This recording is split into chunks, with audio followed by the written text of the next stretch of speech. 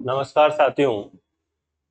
हम कक्षा 12 की एग्रीकल्चर केमिस्ट्री प्रारंभ करने जा रहे हैं। आज का जो अपना टॉपिक रहने वाला है वो मृदा ह्यूमस, सॉइल ह्यूमस की हम बात करने वाले हैं कि सॉइल ह्यूमस होता क्या है, उसके मेन कौन कौन से गुण हैं, उसकी हम डिटेल से बात करने वाले हैं। तो कक्षा 12 का जो सेकंड चैप्टर है उसके अंदर हम बात करते हैं सॉइल ह्यूमस क्या होता है। तो सॉइल ह्यूमस जो होता है काले या गहरे भूरे रंग का एक पदार्थ होता है। कौन से रंग का पदार्थ होता है? काले या गहरे भूरे यानी डार्क ब्राउन रंग का एक पदार्थ होता है, जो कि कौन सा पदार्थ है? कोलाइडी पदार्थ है। कौन सा पदार्थ होता है? कोलाइडल पदार्थ होता है। तो ह्यूमस क्या है? तो ह्यूमस सिंपल सा है, एक डार्क ब्राउन कलर का कोलाइडी पदार्थ होता है जो इस तरह से दिखता है। आप देख सकते हो कि ये एक मिट्टी का ही फॉर्म होता है, सॉइल का रूप होता है, जो कि काले रंग की या डार्क कलर की होती है और जो मिट्टी के सबसे ऊपरी सरफेस होती है। दो साइंटिस्ट है, एक का नाम था बेकमैन और एक का नाम था ब्रेडी। बेकमैन और ब्रेडी ने ह्यूमस की परिभाषा दी है जो आपको याद रखनी है। तो बेकमैन और ब्रेडी के अकॉर्डिंग ह्यूमस क्या होता है? तो बेकमैन ने कहा है भाई ह्यूमस गहरे भूरे या काले रंग का अक्रिस्टलीय है, यानी कि ऐसा पदार्थ है जिसके दाने नहीं बनते हैं, दानेदार नहीं होता है। और कौन सा पदार्थ होता है? कोलाइडी पदार्थों का जटिल मिक्सचर होता है। ये किससे बनता है? तो ये जो पेड़ पौधे होते हैं उनकी जो मूल ऊतकें होती हैं, जड़ें होती हैं, टहनियां होती हैं, उन ऊतकों का रूपांतरित रूप या जिसको विभिन्न प्रकार के मिट्टी के अंदर पाए जाने वाले जो सूक्ष्म जीव होते हैं वो इसको संश्लेषित करते हैं। तो बेकमैन एंड ब्रेडी ने क्या डेफिनेशन दी है? तो ह्यूमस के अकॉर्डिंग क्या है बेकमैन ब्रेडी कि ये गहरे भूरे रंग का, काले रंग का अक्रिस्टलीय कोलाइडी पदार्थ है, जो किससे बना होता है? ये मूल ऊतकों से, यानी पेड़ पौधे होते हैं या फिर दूसरे जो ऊतक होते हैं उन ऊतकों को संश्लेषित करते हैं मिट्टी में पाए जाने वाले सूक्ष्म जीव, और इस प्रकार का ये आपको दिखाई देता है। तो ये होता है ह्यूमस। अब ह्यूमस की यदि हम बात करें तो ह्यूमस में कितने प्रकार के अंश पाए जाते हैं बेटा?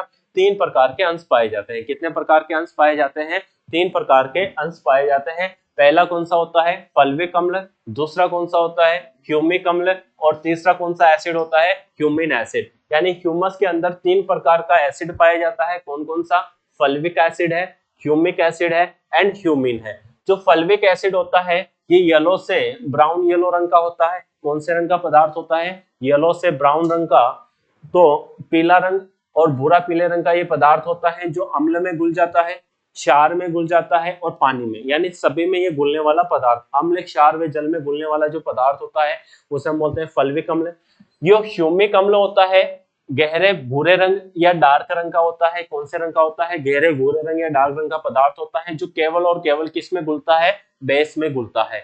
और ये ह्यूमिन एसिड जो होता है वो ना तो क्षार में घुलता है, ना ही एसिड में घुलता है और ना ही पानी में घुलता है। ये आपको ध्यान में रखना है। तो ह्यूमस के अंदर कितने प्रकार का एसिड है? 3 प्रकार का एसिड है, यानी 3 प्रकार के मुख्य अंश पाए जाते हैं, fulvic acid, humic acid and humin. उसके बाद यदि हम बात करें कि जो ह्यूमस होता है इस ह्यूमस के गुण क्या है, इसकी मेन मेन प्रॉपर्टीज क्या होती है? तो ह्यूमस के अंदर 2 मेन प्रॉपर्टीज होती है, एक फिजिकल प्रॉपर्टीज होती है और एक केमिकल प्रॉपर्टीज होती है, यानी एक भौतिक गुण होते हैं और एक रासायनिक गुण होते हैं। यदि हम भौतिक गुणों की बात करें तो बाहर से दिखने वाले, यानी कि पदार्थ जो होता है वो बाहर से कैसा दिखाई देता है उसके आधार पर हम बात करें तो भौतिक गुण ये कौन से रंग का होता है? गहरे भूरे रंग यानी डार्क ब्राउन या काले रंग का एक मिक्सचर होता है, जटिल मिक्सचर होता है। ये एक क्रिस्टलीय पदार्थ यानी ऐसा पदार्थ जिसके दाने नहीं बनते, जैसे शक्कर के दाने बनते हैं वैसे इसके दाने नहीं बनते, इसलिए हम क्या बोलते हैं? अक्रिस्टलीय पदार्थ। कौन सा होता है? कोलाइडी पदार्थ होता है। ह्यूमस के ऊपर सबसे इंपॉर्टेंट बात है कि कौन सा आवेश होता है? ऋणात्मक आवेश होता है। ह्यूमस के ऊपर कौन सा आवेश होता है? ऋणात्मक आवेश पाया जाता है। ये आपको स्पेशली नोट करके याद रखना है। ये जल में नहीं घुलता है और जल में नहीं घुलता है तो इसका जो मिक्सचर होता है वो मिश्रण जो होता है वो किस प्रकार का मिश्रण होता है? विसमांगी मिश्रण होता है। किस प्रकार का मिश्रण होता है? विसमांगी मिश्रण होता है। इसमें जल धारण क्षमता अधिक होती है, यानी कि जो ह्यूमस होता है वो ज्यादा से ज्यादा जल को क्या कर सकता है? अपने अंदर सोख सकता है, अब्सॉर्ब कर सकता है। तो हम बोलते हैं इसकी जल धारण क्षमता क्या होती है? अधिक होती है। और ये कौन सी प्रकृति का होता है? अम्लीय प्रकृति का होता है। तो ह्यूमस की यदि हम बात करें, भौतिक गुण की हम बात करें, ह्यूमस के अंदर भौतिक गुण जो होता है, ह्यूमस जो होता है उसके जो भौतिक गुण होते हैं उन भौतिक गुणों की यदि हम बात करें तो ह्यूमस कैसा होता है? काला रंग का होता है या डार्क ब्राउन कलर का होता है? पहली चीज कौन से कलर का होता है? काले रंग का होता है, डार्क ब्राउन होता है। कि किस प्रकार का पदार्थ है? तो अक्रिस्टलीय पदार्थ होता है। किस प्रकार का पदार्थ होता है बेटा?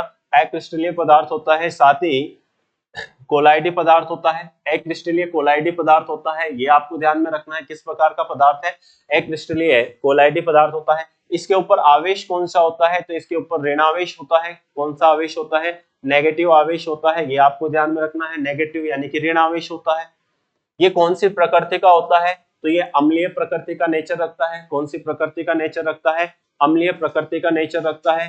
तथा ह्यूमस जो होता है इसमें जल ग्रहण करने की क्षमता अधिक होती है, जल धारण क्षमता अधिक होती है, ज्यादा से ज्यादा जल को क्या कर सकता है, अब्सॉर्ब कर सकता है। तो हमने लिखा है काले रंग का डार्क जो अक्रिस्टलीय कोलाइडी पदार्थ होता है, और ये एक प्रकार का कौन सा मिश्रण होता है, विसमांगी मिक्सचर होता है। कौन सा मिक्सचर होता है, विसमांगी मिक्सचर। और ये सारे के सारे जो होते हैं ह्यूमस होता है, उस ह्यूमस के सामान्य भौतिक गुण होते हैं। अब यदि हम इसके रासायनिक गुणों की बात करें, इसके रासायनिक गुणों में हम देखते हैं जो कार्बन होता है उस कार्बन की मात्रा कितनी होती है, 55 से 60% कार्बन इसमें उपस्थित होता है। फिर दूसरे नंबर पे कौन सा आता है, पहले नंबर पे कार्बन है, दूसरे नंबर पे ऑक्सीजन जिसकी मात्रा 35 से 40%, तीसरे नंबर पे हाइड्रोजन है 4 से 5%, चौथे नंबर पे नाइट्रोजन है 3 से 6%। इसके अलावा इसमें फास्फोरस भी पाया जाता है, सल्फर भी पाया जाता है एंड लोहा भी पाया जाता है। इसके अंदर जो कार्बन नाइट्रोजन अनुपात होता है, ये आपको स्पेशल याद रखना, कार्बन नाइट्रोजन जो रेशियो होता है वो कितना होता है, 10:1। कितना होता है, 10:1। ये आपको ध्यान में रखना है। इसकी जो औसत धनायन विनिमय क्षमता होती है वो कितनी होती है, 200 सेंटीमोल प्रति केजी होती है। औसत धनायन विनिमय क्षमता कितनी होती है, 200 सेंटीमोल प्रति केजी होती है। अब ये औसत धनायन विनिमय क्षमता क्या होती है, औसत, या हम लिख सकते हैं धनायन विनिमय क्षमता क्या होती है, धनायन विनिमय क्षमता। तो मिट्टी के अंदर कुछ स्तरें पाई जाती हैं, जिसका हमने पहले चैप्टर में पढ़ा है कि मिट्टी के अंदर 5 प्रकार की स्तरें पाई जाती हैं। क्या पाई जाती है बेटा, 5 प्रकार की स्तरें पाई जाती हैं। जो सबसे ऊपर वाले स्तर होते हैं जिसको हम ओरिजिन बोलते हैं, ओरिजिन बोलते हैं, इसके ऊपर हमारे पास क्या मिल रहा है, ह्यूमस मिल रहा है। क्या मिल रहा है, ह्यूमस मिल रहा है। और इस ह्यूमस के अंदर कुछ पॉजिटिव चार्ज भी है, और इसकी नीचे वाली परत में भी कुछ पॉजिटिव चार्ज होते हैं। तो यहाँ पे जो पॉजिटिव चार्ज है, यानी जिसके ऊपर धनायन पाया जाता है, उन धनायन पदार्थों के अंदर क्या होता है, एक्सचेंज, यानी ऊपर के धनायन तो नीचे आ जाते हैं, नीचे के धनायन ऊपर चले जाते हैं, तो इनकी पोजीशन चेंज हो जाती है। और जब पोजीशन चेंज हो जाती है तो उसे हम क्या बोलते हैं, धनायन विनिमय क्षमता।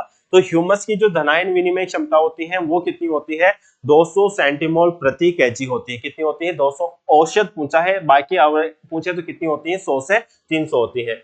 ये इसके अंदर H2O2 द्वारा यानी हाइड्रोजन परऑक्साइड द्वारा क्या होता है, ह्यूमस का ऑक्सीकरण आसानी से हो जाता है। परऑक्साइड किसमें बोलते हैं, तो जिसमें ऑक्सीकरण संख्या -1 होती है उसे हम परऑक्साइड बोलते हैं। तो H2O2 हाइड्रोजन परऑक्साइड द्वारा ह्यूमस का क्या होता है, ऑक्सीकरण आसानी से होता है। इसके अंदर कौन कौन से ऐसे कार्बनिक समूह होते हैं, तो ह्यूमस के अंदर कार्बोक्सिलिक अम्ल पाया जाता है, फिनोलिक ग्रुप होता है, इनोलिक समूह। तो इसके अंदर कौन कौन से फंक्शन ग्रुप होते हैं या कौन कौन से समूह होते हैं, ग्रुप होते हैं, कार्बोक्सिलिक होता है, फिनोलिक होता है और इनोलिक समूह होता है। और इसकी जो इसकी जो प्रतिरोधक क्षमता होती है, यानी इसके अंदर जीव पाए जाने की संभावनाएं ज्यादा होती है। तो इस तरीके से हमने ये 5 क्लास के अंदर यानी 5 मिनट के अंदर हमने सिंपल से किसके बारे में बात करी है, ह्यूमस की सामान्य जानकारी हमने प्राप्त करी है। तो यदि आपको लगता है आप अच्छे एग्रीकल्चर के स्टूडेंट बनना चाहते हो तो हमसे जुड़ सकते हो। और ये हमने ह्यूमस टॉपिक क्लियर किया। कल की क्लास के अंदर हम ह्यूमस के आगे बारे में बात करेंगे, ह्यूमस का निर्माण कैसे होता है, हम उसकी पूरी डिटेल पढ़ेंगे।